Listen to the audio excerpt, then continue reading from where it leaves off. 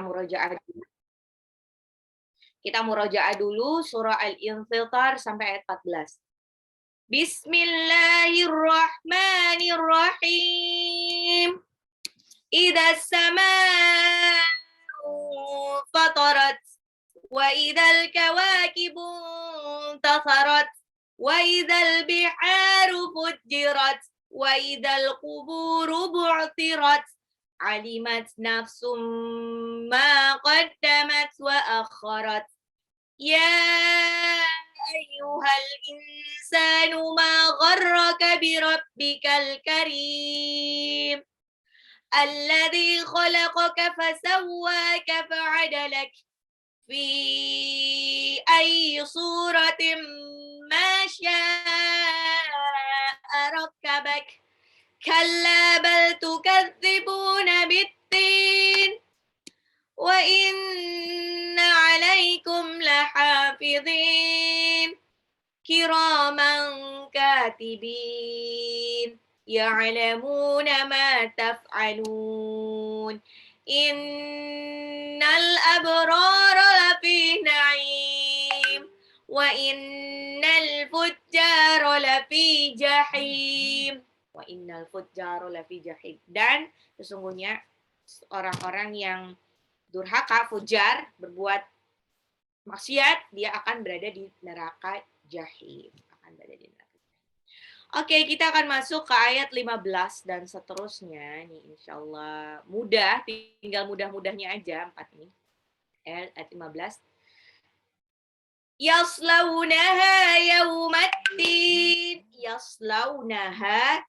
Sod itu lebih mirip ke sin biasa ya, Bun, bukan shin, bukan yash, tapi yas.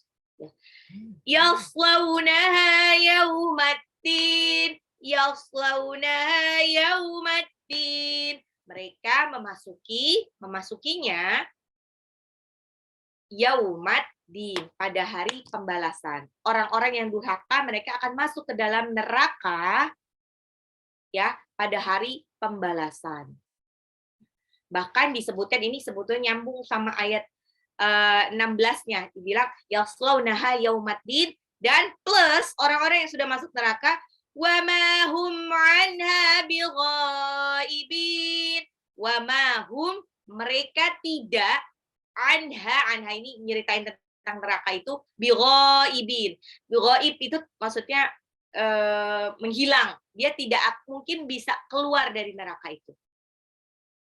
وَمَا هُمْ عَنْهَا بِغَائِبِينَ وَمَا هُمْ عَنْهَا بِغَائِبِينَ يَصْلَوْنَهَا يَوْمَ الدِّينِ وَمَا هُمْ عَنْهَا بِغَائِبِينَ يَصْلَوْنَهَا يَوْمَ الدِّينِ وَمَا هُمْ عَنْهَا بِغَائِبِينَ.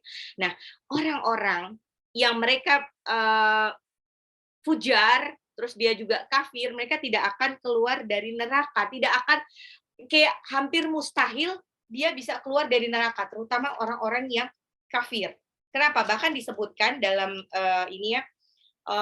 apakah mungkin atas rahmat Allah orang-orang kafir ini mereka akan keluar dari neraka? Katanya ya mungkin aja kalau apa? Jawabannya itu kapan orang-orang kafir mereka akan bisa dikeluarkan dari neraka jahanam? Jawabannya adalah hingga unta bisa masuk ke lubang jarum.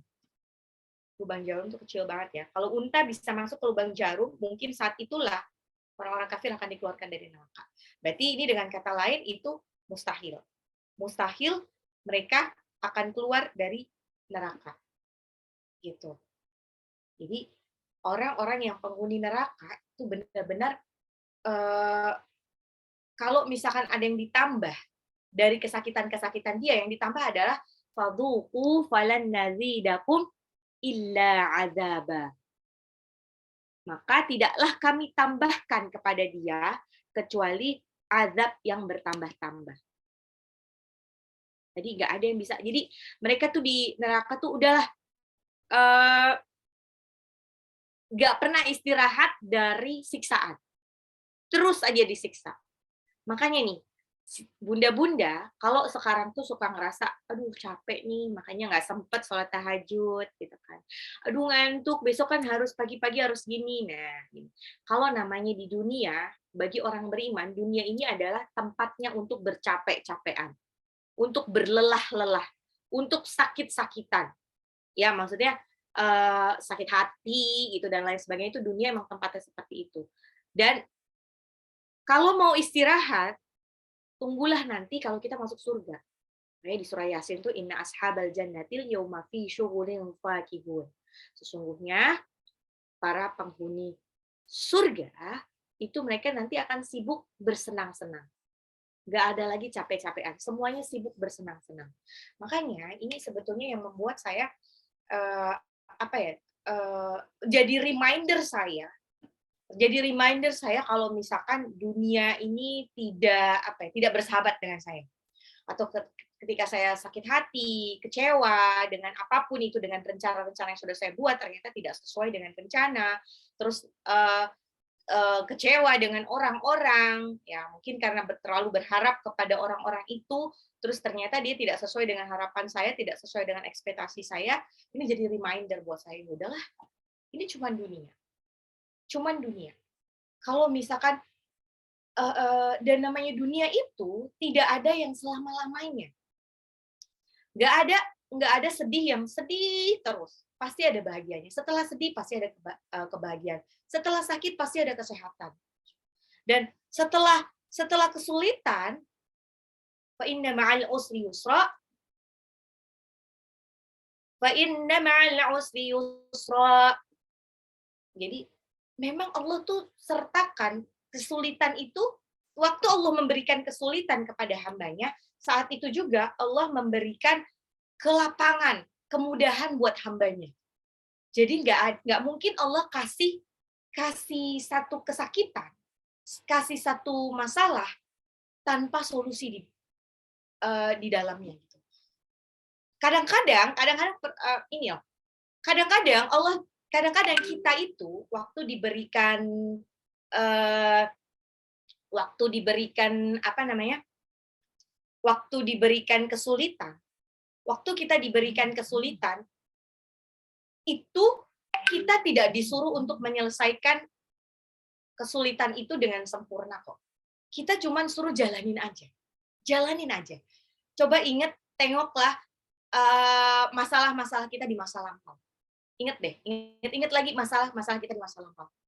Kadang-kadang masalah yang kita alami di masa lampau itu selesai dengan sendirinya tanpa kita effort banyak. Ya udah, cuman jalanin aja.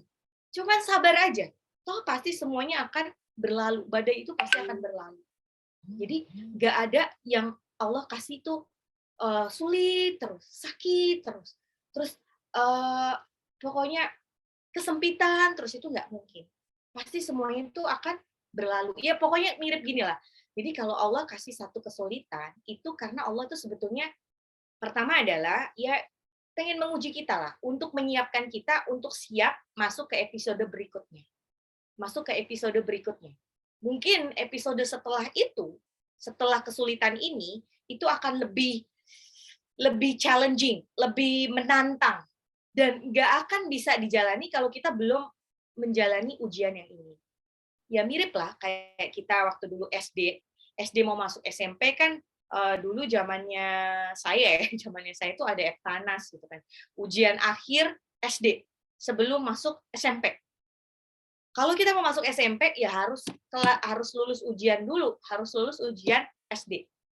Kenapa? Karena ujian SD itu sebagai satu-satunya indikator atau barometer seseorang itu bisa untuk masuk SMP. Seseorang itu siap untuk menghadapi kehidupan di SMP.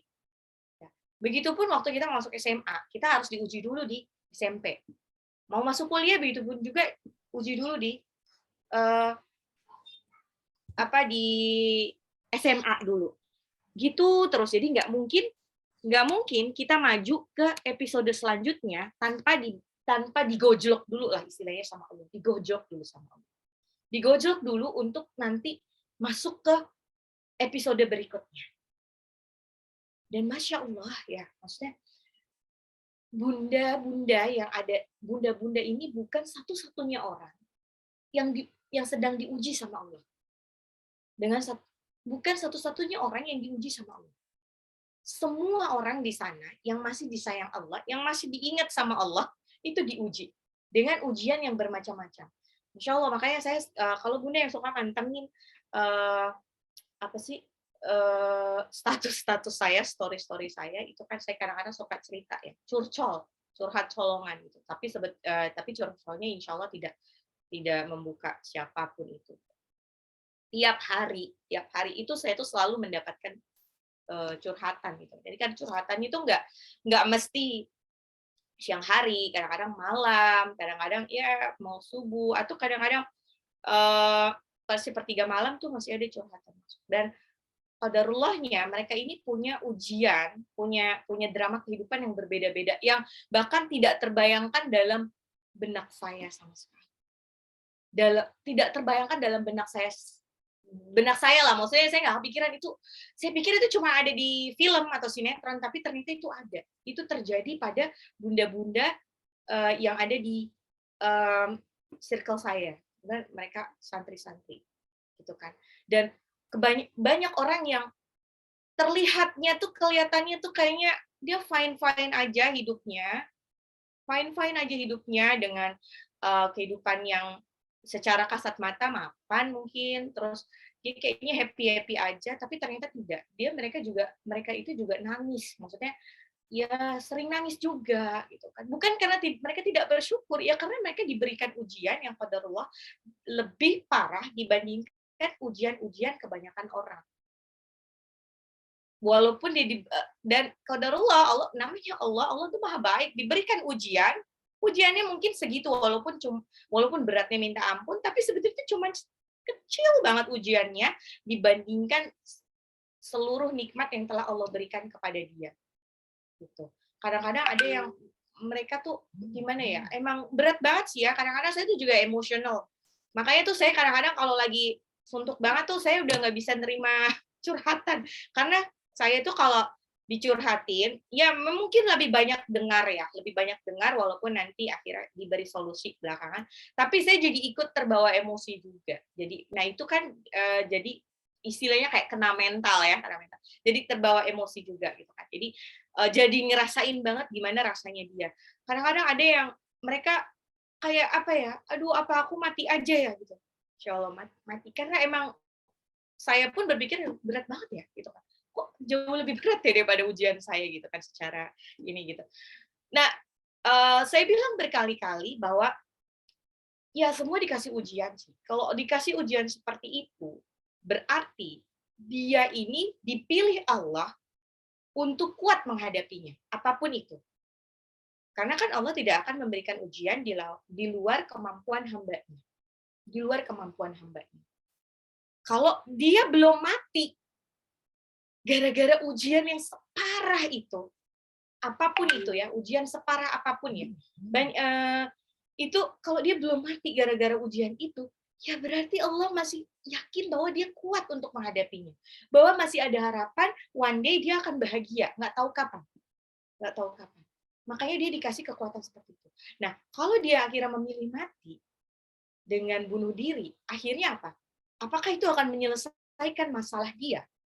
Mungkin menyelesaikan dunia dia, yang tepat itu menyelesaikan dunia dia, tapi tidak menyelesaikan masalah dia, tapi lebih ke menambah masalah baru. Kenapa? Kalau dia bunuh diri, siapapun itu kalau bunuh diri, apa yang terjadi? Maka dia akan otomatis, ini kan dosa besar ya, bakalan masuk neraka. Dan kalau udah masuk neraka, ada kemungkinan nggak dia masuk surga? Walau bisawab.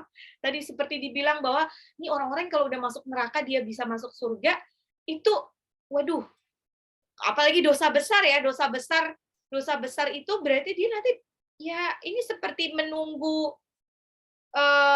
unta bisa masuk ke dalam lubang jarum. Dan selama di neraka apa yang terjadi? Falan nazidakum illa azaba.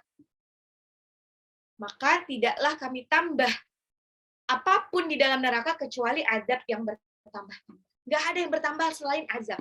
Jadi bukannya dia menyelesaikan masalah, dia malah menambah masalah baru. Malah dia akan capek secapek-capeknya disiksa. Siksaan di neraka itu ya, Bud. Jadi kalau misalkan kita nih meleleh gitu kan, gara-gara minum airnya neraka, ntar dibalikin lagi ke sempurna gitu. Terus nanti meleleh lagi, balikin lagi. Jadi capek setiap saat tuh cuman kayak gitu doang. Terus-terusan. Itu jauh lebih capek, jauh berkali-kali lipat lebih capek daripada kita sekedar nangis atau mungkin ngerasain sakit, ya, sakit hati, atau ngerasain sakit fisik gara-gara ujian di dunia.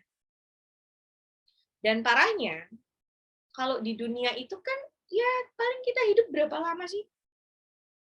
Jarang banget ada manusia, umatnya Nabi Muhammad, yang hidupnya itu sampai 100 tahun. Jarang banget. Bayangkan paling berapa? Ya rata-rata 70 lah ya. 70. Cuman segitu doang. Sedangkan di akhirat nanti itu tidak ada kesudahannya sama sekali. Dan bayangkan, satu harinya di akhirat itu, perhitungannya itu paling tidak 1000 tahun di dunia. Jadi kalau bayangkan satu hari di akhirat, itu sama dengan paling tidak 10 kali orang hidup kalau sampai 100 tahun. Ya. Jadi atau dihitung lagi 3 jam hidup di akhirat itu sama dengan 100 tahun hidup di dunia. Selama itu.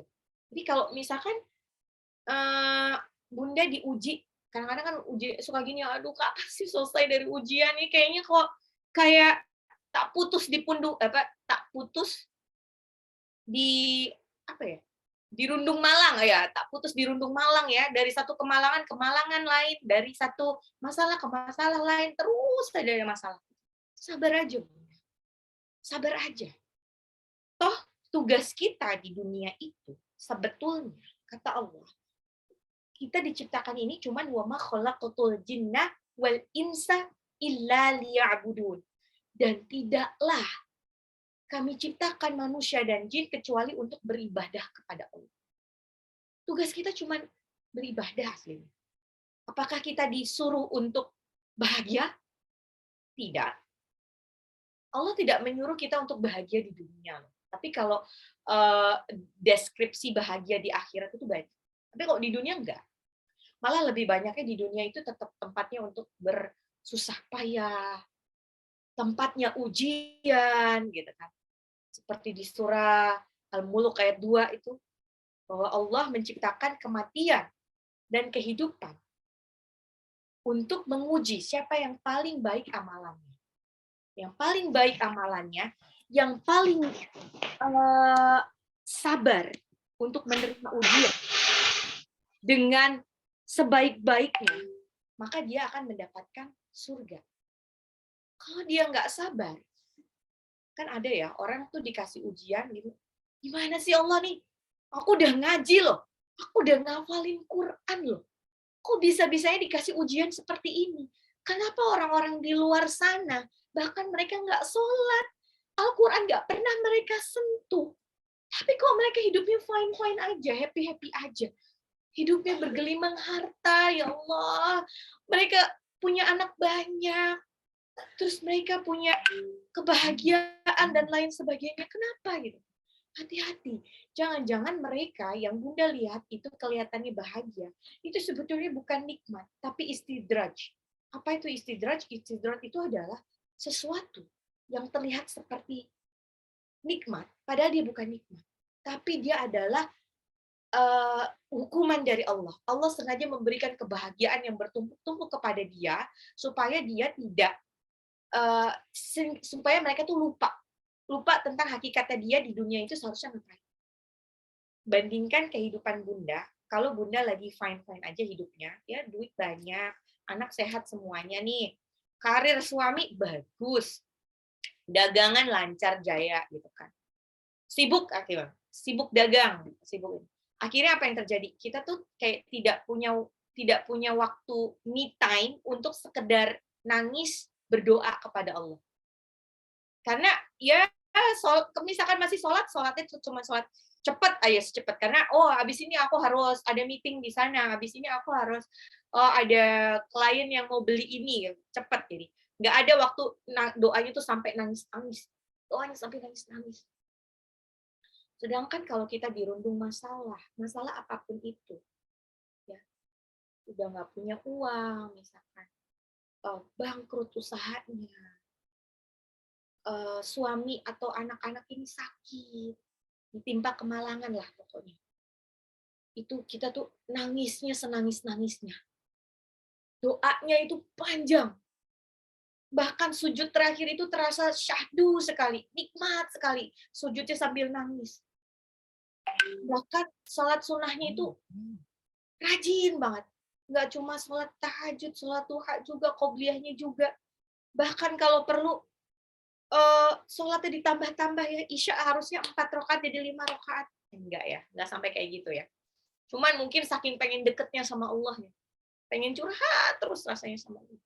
Nah, seperti itu kan. Kalau orang bergelimang kenikmatan, kadang-kadang lupa akan mereka lupa kalau semua itu adalah dari Allah.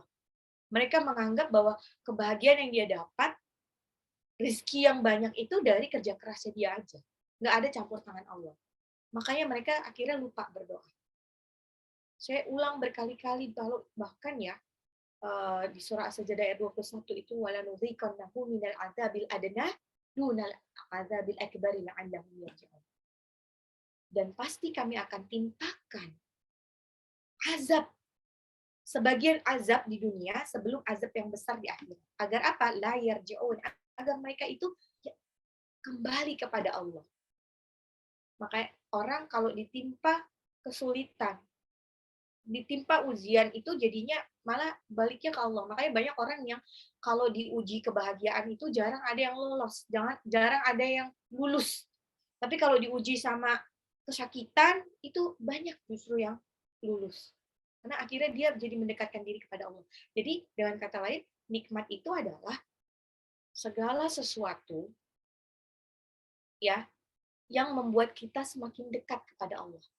Sekalipun itu berupa kesedihan.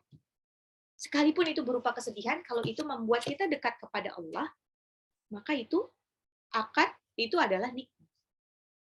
Dan sekalipun itu adalah kebahagiaan, kalau itu membuat Bunda semakin menjauh dari Allah, itu namanya istidraj. Itu namanya istidraj, Bunda. Jadi, kesulitan apapun yang Bunda dapat, yang Bunda alami sekarang, udah, sabar aja. Just let it flow, biarkan tangan-tangan Allah yang bekerja. Kita cuma jalanin doang. Bahkan kita nggak disuruh Allah untuk menyelesaikan masalah itu. Kita cuma suruh jalanin doang. Jalanin aja. Even kita nggak melakukan apapun, pada saatnya nanti, itu akan selesai sendiri masalahnya. Itu. Kan, makanya kan juga sebetulnya semua itu kan sudah ditulis di Lauhul Mahfuz ya. Ya, sudah ditulis juga di Lauhul Mahfuz. Apakah kita akan punya, misalkan punya rumah, apakah kita akan punya anak berapa, itu sudah ditulis di Lauhul Mahfuz aslinya. Tapi Allah menyuruh kita ikhtiar dan berdoa, karena ikhtiar dan doa itu nanti akan yang dinilai sama Allah untuk dilihat ahsanu amalannya, mana yang paling baik amalannya sehingga dia eligible untuk masuk surga. Ya, kalau misalkan dia jadi kalau ujung ceritanya sebetulnya sudah dikasih tahu, sudah tertulis di Lauhul Mahfuz. Rugi banget kalau kita menyelesaikannya dengan cara yang haram. Dapatnya sama, tapi kita plus tambahan dosa. Ya.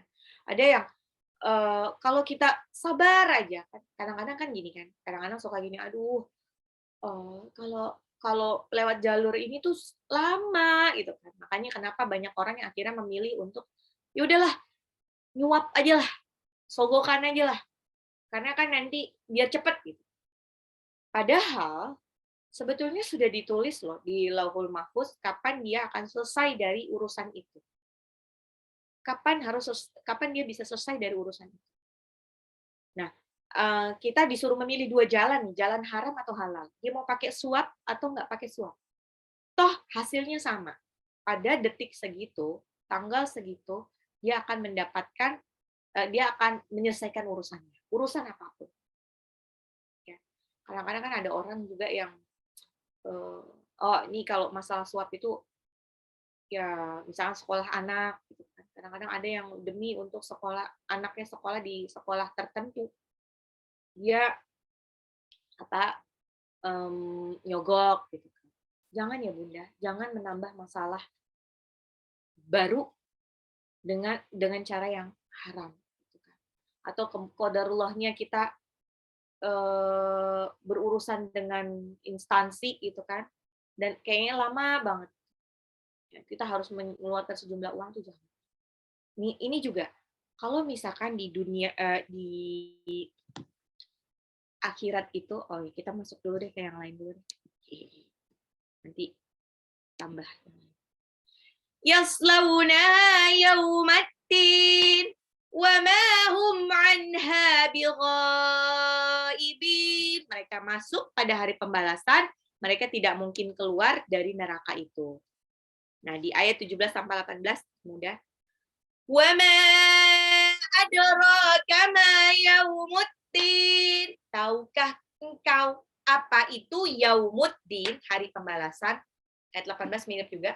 Summa ma adraka ma yaumuddin. Kemudian, tahukah kamu apa itu hari pembalasan? Ini Allah ulang berkali-kali. Kamu tahu nggak sih hari pembalasan itu apa? Kemudian kamu tahu nggak sih hari pembalasan itu apa? Hari pembalasan itu adalah hari di mana Allah membalas, memperlihatkan segala perbuatan kita. Sekecil-kecil, perbuatan baik sekecil apapun, perbuatan buruk sekecil apapun, Allah akan perlihatkan. وَمَن يَعْمَلْ مِثْقَالَ ذَرَّةٍ خَيْرًا يَرَهُ وَمَن يَعْمَلْ مِثْقَالَ ذَرَّةٍ شَرًّا يَرَهُ. Jadi, dan adapun perbuatan baik walau seberat zarah akan diperlihatkan. Perbuatan buruk walau seberat zarah akan diperlihatkan. Itu berarti segala sesuatu yang kita lakukan, walaupun mungkin kita sudah ngumpet-ngumpetin dari pandangan orang, itu akan diperlihatkan sama Allah, akan dibalas. Ya, benar-benar akan dibalas sama Allah. Kata Allah, wa an laisa lil insani illa ma sa'a, bahwa manusia hanya memperoleh apa yang telah diusahakannya. Semuanya akan dibalas. Wa anna sa'yahu saufa yura, bahwa sesungguhnya usahanya itu kelak akan diperlihatkan. Summa yujzahul jazaa'al awfa, kemudian dia akan diberi balasan atas amalnya dengan balasan yang paling sempurna. Enggak cuma amal yang dibalas sama Allah, tapi juga segala kejahatan. Kalau Bunda sekarang sedang dizolimi oleh siapapun itu, ya, dizolimi oleh pasangan, dizolimi oleh tetangga, dizolimi oleh teman kerja, teman bisnis, atau dizolimi oleh saudara, ya udah, nggak usah kepikiran untuk balas dendam. Pada waktu kita dizolimi, Allah sudah menjanjikan bahwa itu adalah saat yang tepat buat kita untuk berdoa. Karena Allah pasti akan mengabulkan semua doanya orang yang terzolimi. Semua doanya orang yang terzolimi itu akan dikabulkan. Makanya sebetulnya rugi banget kalau Bunda itu dizolimi orang, Bunda doain dia supaya semoga dia kecebur got terus mati gitu.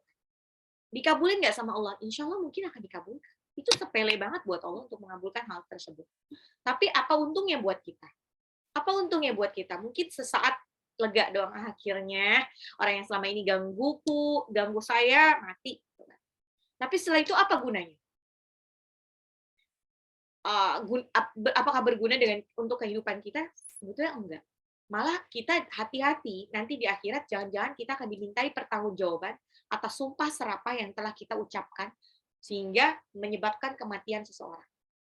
Misalkan ya, karena kan segala sesuatu itu akan dimintai pertanggungjawabannya, termasuk doa-doa kita.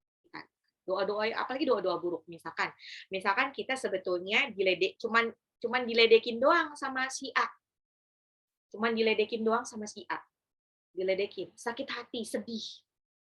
Tapi kita balas dendamnya ketahuan, gue sumpahin ya, masuk God, mati gitu kan. Ternyata benar, masuk God, mati. Nanti akan ditimbang-timbang sama Allah. Yang dia rasakan, kezoliman yang dilakukan si A cuman membuat hati kita sakit. Tidak ada fisik yang terlukai. Sedangkan doa yang kita panjatkan membuat si A ini malah sampai mati. Nanti akan ditimbang. Jadi dia sampai mati. Yang ini cuman sakit hati doang. Jangan-jangan kita yang tadinya dizolimi malah jadi orang yang masuk neraka. Sedangkan orang yang menzolimi kita, itu dia malah jadi masuk surga. Ya, karena hitung-hitungan itu. Itu dia. Itu yang, makanya saya bilang, kalau dizolimi, doanya yang baik-baik aja. Daripada mikirin doain dia. Udah dia mah urusan Allah aja. Biar Allah yang balas. Benar, biar Allah yang balas. Kalau kita pas waktu dizolimi, lagi sedih-sedihnya, lagi nangis-nangisnya, waktu kita mungkin, na'udzubillah min zalik, ya, ada disakiti sama pasangan, ditonjoki atau di apapun itu kan, itu kita doanya yang baik-baik kayak itu, Allah semoga saya diberikan kebahagiaan di dunia akhirat. Semoga anak aku ini soleh-solihah. Semoga udah doainnya buat diri sendiri aja, nggak usah mikirin dia, ngapain amat gitu, nggak usah mikirin dia. Gitu. Begitupun juga kalau disakiti sama siapapun, nggak usah mikirin orang yang menzolimi kita, pikirkan diri kita sendiri, pikirkan kebahagiaan diri kita sendiri. Terus kadang-kadang ada orang yang, aduh gimana ya caranya, kok masalahnya sulit banget ya, mudah banget ya, kok nggak kelar-kelar ya gitu. Ya udah, mungkin itu adalah ini Allah sengaja tidak menyelesaikan masalah kita, biar kita punya banyak waktu untuk apa? Untuk menghapus dosa-dosa kita di masa lalu. Untuk menambah catatan amal kebaikan kita, biar kita bisa masuk surga. Makanya banyak ya, sebagian orang itu yang qadarullahnya banget ya, dia itu mau punya anak aja susah, lama sekali. Mau menikah aja lama sekali. Tapi mereka tidak tahu bahwa itu adalah sebetulnya adalah apa ya namanya, kenikmatan terselubung yang diberikan Allah ke dia. Betapa banyak orang di luar sana yang kebetulan bahkan tidak berharap punya anak, akhirnya punya anak. Cepet banget punya anak. Bahkan belum nikah aja udah punya anak gitu. Itu sedangkan orang udah nikahnya halal, nggak pakai pacaran, qadarulahnya kok diberi anaknya lama. Kenapa? Gitu. Nah, itu apakah orang yang diberikan anak cepat itu dia adalah satu nikmat buat dia? Ternyata enggak juga. Banyak orang yang diberikan anak cepat, terus anaknya banyak itu dia menganggapnya bukan nikmat. Malah nauzubillah min dzalik, mereka menganggap itu adalah kutukan. Ya, kenapa kutukan? Ya, karena belum nikah terus punya anak, dikasih Allah punya anak. Kalau bagi orang yang sudah nikah mungkin itu adalah rezeki. Tapi ini jadi tidak rezeki lagi. Jadi tidak rezeki lagi karena malah jadi siksaan buat dia. Jadi kalau Bunda ada yang bermasalah juga, kadang-kadang kan ada nih kalau sesama keluarga itu masalah warisan segala gitu kan. Nggak usah ngotot lah kalau misalkan warisan jatah kita itu diambil sama saudara kita. Nggak usah ngotot. Nggak usah ngotot, kita kan harus menuntut keadilan. Kita tidak akan bisa mendapatkan keadilan yang seadil-adilnya di dunia. Karena dunia ini bukan tempatnya adil. Keadilan yang sebenarnya itu cuma ada di akhirat. Malah Bunda akan takes time untuk mengurusi sesuatu yang sebenarnya nggak penting. Gitu kan. Udah nanti efeknya adalah kehilangan saudara, terus sudah itu nanti sakit hati, merasa dizolimi, itu bikin kita sakit beneran, bikin sakit fisik. Bikin sakit fisik jadinya. Akhirnya yang rugi apa? Kita. Insya Allah kita, misalkan ya ada yang berangkat, aduh padahal butuh banget itu warisan itu. Insya Allah Allah tuh sudah berikan rezeki ke kita sampai kita mati. Seseorang tidak akan mati sampai semua jatah rezekinya itu diberikan ke dia. Jadi tetap akan bisa hidup tanpa warisan itu. Jadi nggak usah mikirin warisan itu. Justru itu jadi tabungan aja, tabungan akhirat. Tabungan akhirat biar nanti insya Allah nanti pasti akan apa ya? Pasti nanti akan dibalas kok di akhirat. Udahlah, nggak usah terlalu mikirin orang-orang yang menyakiti kita. Nggak usah. Nggak usah terlalu memikirkan orang-orang yang menyakiti kita. Semua itu akan dibalas. Semua itu akan dibalas. Kita kan nggak tahu nih ya, karena mungkin ibadah kita tuh nggak cukup untuk bisa eligible masuk surga. Jangan-jangan kita bisa masuk surga dari jalur khusus. Jalur apa? Jalur spesialis orang yang dizolimi. Bisa loh. Kan nanti kan pada waktu perhitungan itu kan selesai dihitung, kan pertama dihitung dulu nih dosa yang kita lakukan, kebaikan yang kita lakukan sama dosa yang kita lakukan. Itu masih hitungan kasar. Nanti hitungan terakhir adalah hitung-hitungan lagi ada hubungan nggak sama orang lain. Jangan-jangan misalkan ada orang yang menzolimi kita, itu nanti pahala dia akan ngalir ke kita sejumlah sampai impas kesakitan yang kita rasakan. Kalau dia nggak punya sama sekali pahala karena saking bejatnya, nanti kita bisa transfer dosa-dosa kita ke dia. Jadi kita untung banget. Jadi ada juga nanti yang penting beriman. Orang tuh kalau beriman, insya Allah masih ada kemungkinan untuk masuk surga. Kalau dia beriman kepada Allah,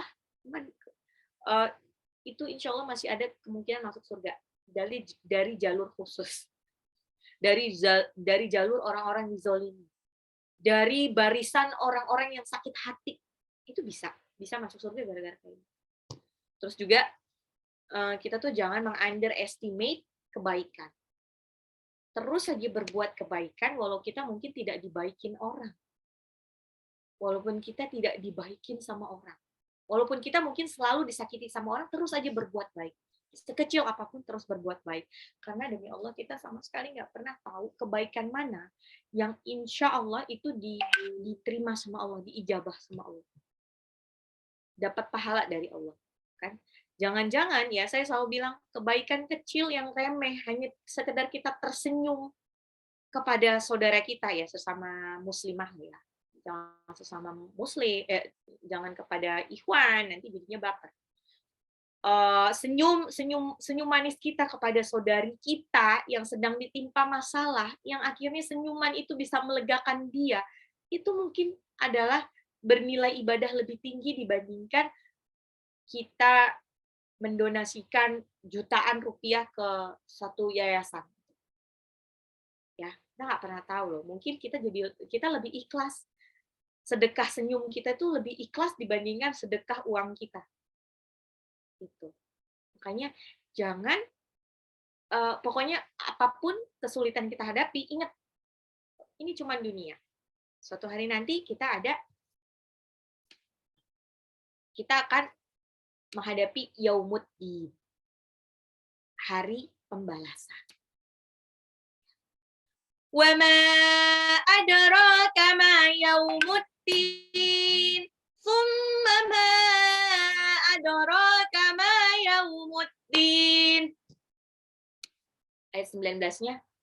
Yauma la tamliku nafsun li nafsin syai'a wal amru yauma idzil lillah. Yauma, hari, la tamliku, seseorang tuh tidak berdaya untuk menolong, nggak ada yang bisa menolong nafsun, orang lain, li nafsin syai'a. Jadi seseorang tidak berdaya untuk menolong orang lain sedikit pun, wal amru, segala urusan, yauma idzil, pada hari itu lillah, adalah milik Allah. Yauma la tamliku nafsun li nafsin syai'a. wal amru yauma'idzil lillah. Itulah hari ketika seseorang tidak berdaya menolong orang lain sedikit pun, segala urusan pada hari itu adalah milik Allah. Demi Allah, pada hari itu tidak ada lagi koneksi-koneksian. Tidak ada lagi koneksi-koneksian. Semua berjuang masing-masing dengan amal kebaikannya masing-masing. Kalau di dunia mungkin kita masih bisa ada backingan gitu kan. Oh, nggak bisa misalkan ya ada satu urusan dia tidak bisa lolos, maka dilakukan karena dia ada backingan, dia membayar sejumlah uang biar bisa lolos dari masalah itu. Ya, gitu. Di dunia mungkin masih bisa gitu, tapi nanti di dunia yang penuh tipu-tipu, Yura Yunita, itu masih bisa kayak gitu, tapi nanti kalau udah di akhirat, ya Allah, nggak bisa. Semua nggak ada yang bisa menolong kita. Bahkan orang yang menurut kita paling menjaga kita di dunia, dia tidak akan bisa. Bahkan suami kita yang paling kita sayangi, yang katanya sehidup semati, dia tidak bisa menolong kita. Makanya nih, bunda-bunda, misalkan bunda nih sudah hijrah ya, sudah solihah, masya Allah sudah solihah, suaminya belum soleh, belum bisa ngaji malah, itu ya nggak usah langsung langsung kamu tuh begini, aku tuh pengennya masuk surga bareng, kamu nggak mau ngaji gini-gini, ya udah aku cerai aja, nggak boleh kayak gitu. Dulu kan bunda bertemu dengan suami juga bukan dalam keadaan sesolihah ini gitu kan.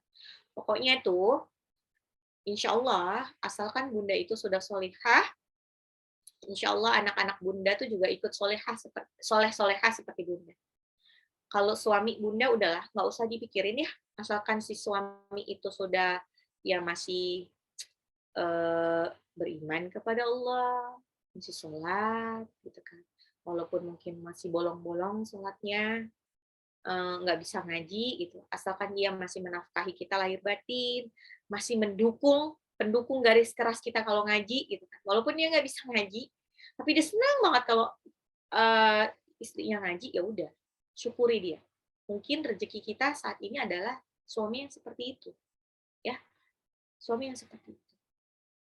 Itu bukan jangan ujuk-ujuk mentang-mentang kita udah bisa ngaji, ya pokoknya solehah banget gitu, tiba-tiba pengen langsung pengen ganti suami jadi ustadz, nggak bisa. Semua punya porsinya masing-masing, ya.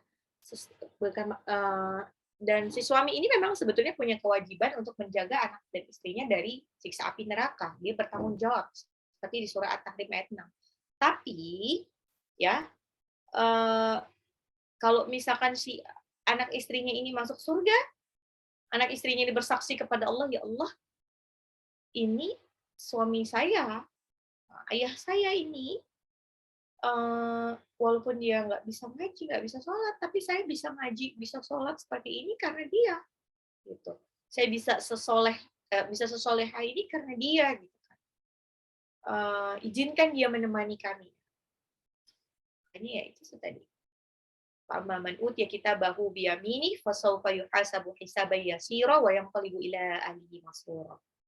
Jadi orang-orang yang menerima catatan amal dari tangan kanan, ini yang calon-calon masuk surga, mereka akan dihisap dengan hisap yang mudah, dan terus mereka akan wa yanqalibu ila ahlihi masrura. Mereka akan dikembalikan bersama keluarganya.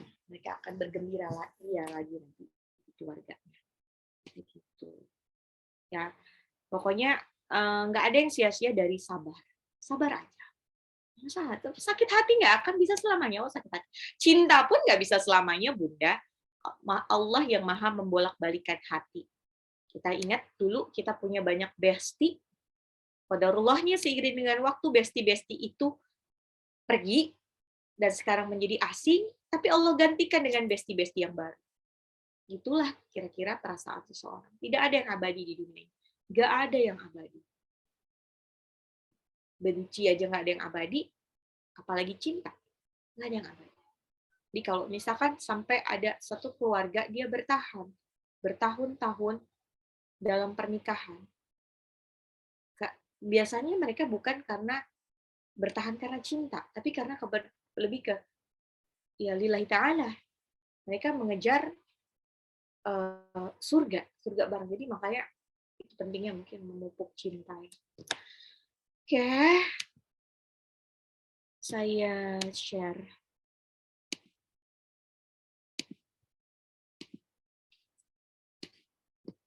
Salah.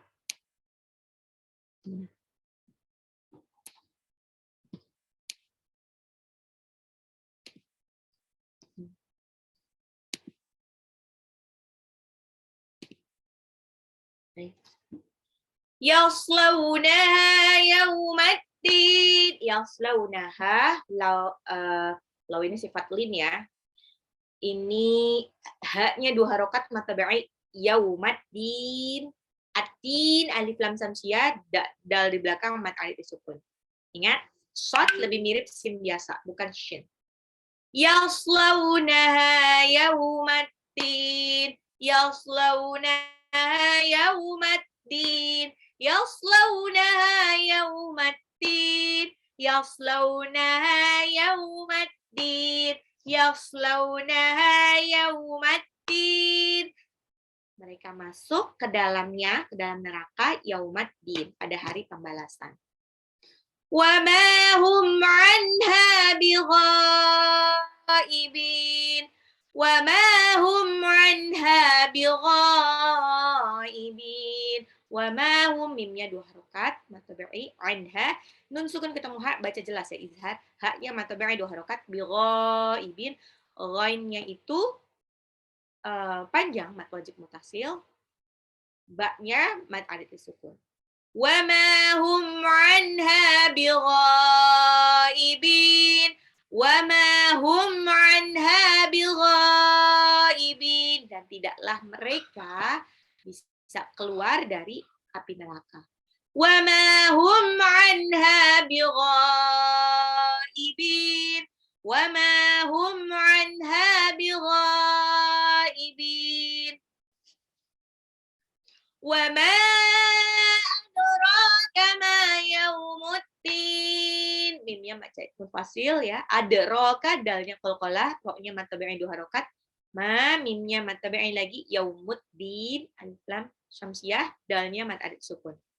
وَمَا adraka ma yaumuddin. Dan tidaklah engkau mengetahui apa itu hari pembalasan. وَمَا adraka ma yaumuddin. وَمَا adraka ma yaumuddin. وَمَا adraka ma yaumuddin. وَمَا adraka ma yaumuddin. Ayat 18-nya hampir mirip, cuma ditambahin summa, mimnya gunnah. Summa ma adraka ma yaumuddin. Summa ma adraka ma yaumuddin. Summa ma adraka ma yaumuddin. Kemudian, tidakkah kau tahu apa itu hari pembalasan?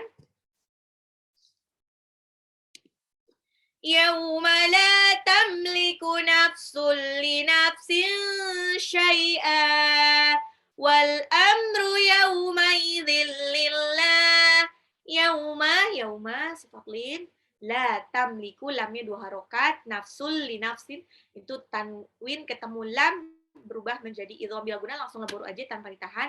Li nafsin syai'a, tanwinnya disamarkan karena dia ikhfa. Wal amru, alif lam qamariyah, yaumaidin lillah, tanwin ketemu lam, itu lagi idgham bil gunnah. Idgham bil gunnah, afwan. Yauma la tamliku nafsun li nafsin syai'a wal amru yaumaidin lillah. Pada hari itu, la tamliku nafsun, seseorang tidak bisa menolong li nafsin, orang lain, syai'a, sedikit pun, wal amru, dan segala urusan, yaumaidin, pada hari itu, lillah, adalah urusan Allah. Yauma la tamliku nafsun li nafsin syai'a wal amru yauma idzin lillah. Yauma la tamliku nafsun li nafsin syai'a wal amru yauma idzin lillah. Yauma la tamliku nafsun li nafsin syai'a wal amru yauma idzin lillah. Yauma la tamliku nafsun li nafsin syai'a wal amru yauma idzin lillah. Oke. Oke, Bun, ada pertanyaankah Bunda Solehah?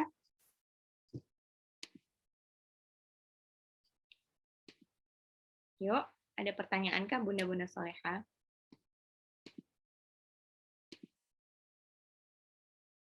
Oke, Masya Allah, Bu Yanti sudah sambil olahraga ya? Iya, Bu. Masya Allah.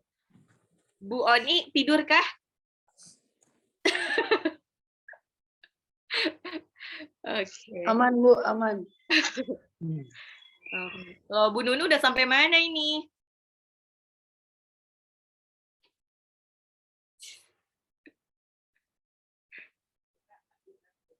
Oke. Oke, baiklah. Ada pertanyaankah? Hari ini ada 84 orang. Berarti ada 16 nih yang nggak masuk. Baiklah, Bunda-Bunda Solehah. Kalau tidak ada pertanyaan, ya, marilah kita tutup pengajian hari ini dengan membaca hamdalah. Alhamdulillah. Dan doa penutup majlis. Subhanakallahumma wa bihamdika asyhadu an la ilaha illa anta yang benar datangnya dari Allah, yang salah datangnya dari Yesus. Mohon maaf lahir dan batin. Wabillahi taufiq wal hidayah. Wassalamualaikum warahmatullahi wabarakatuh.